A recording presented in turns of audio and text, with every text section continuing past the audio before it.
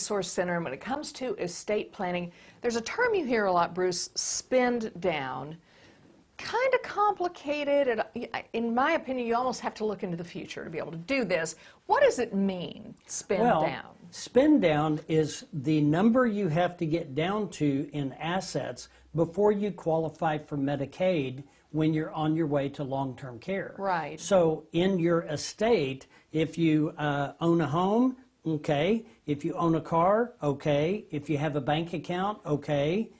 Now, all of your different things are affected differently by spend down. So we cover that extensively in our meetings that we do every month on planning. Sure. And so the information is going to be different for every person depending on their situation, but spend down refers to what you have to hit as far as an asset figure in order to qualify for Medicaid. Right, so you take all of these assets that you have, and a few years prior to you figuring you might need this long-term care, you move the money here, you spend it down in a way that will enable you to qualify for Medicaid, because, newsflash, Medicare does not pay for you to go into a nursing home. That's right. They have 100 days worth of coverage if you're showing improvement in a rehabilitation facility.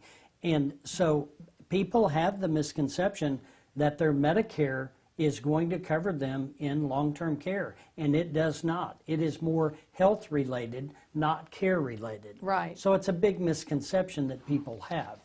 And don't you think people also think, I've never needed Medicaid. Why would I need Medicaid now? Why would I want Medicaid now? Right. Is that something people kind of have to overcome in their own mind? Right, and some people, when they think about, they're worried about spend down, but they've got so many assets, they will never qualify for Medicaid because they have too much assets. So they're worried about something that's never going to apply to them.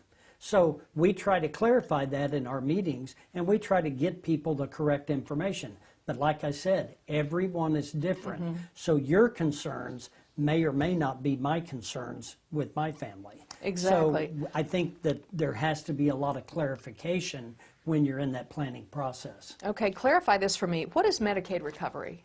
So Medicaid recovery is after you're gone, and let's say you did qualify for Medicaid. Now, maybe a couple years later, you've passed on, and so Medicaid has a bill that they paid for you. Well, in the spend down process, you were allowed to retain a home, you were allowed to retain a vehicle. So if your children inherit your home, let's just use that as the example, you can have up to $500,000 of equity in your home without spending it down. So now you're gone, your children inherit your home, but your bill at Medicaid was $100,000, so your children would have to mortgage or sell the home in order to provide Medicaid their money back through Medicaid recovery in Missouri. Okay? So their inherited asset, whatever that is, would either all of it or part of it would have to go back to the state to reimburse them for your cost of care for not only you, but maybe your husband predeceased you by a couple of years, his Medicaid also, if he had Medicaid cost. So upon the second death, that bill becomes due out of inherited assets. Now, if there was nothing left for your children to inherit and there was no estate to speak of, then it's a wash. But if they inherited something that qualified through the spend down, then they're going to have to reimburse Medicaid the cost of your care. So a lot of people are not aware of that. We cover a lot of these details in our estate planning meetings that we do on a monthly basis.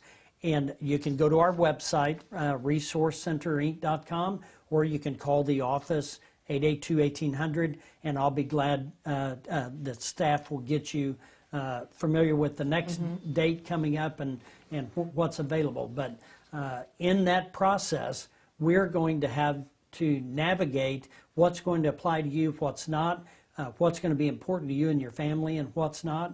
A lot of that information we cover in the workshop.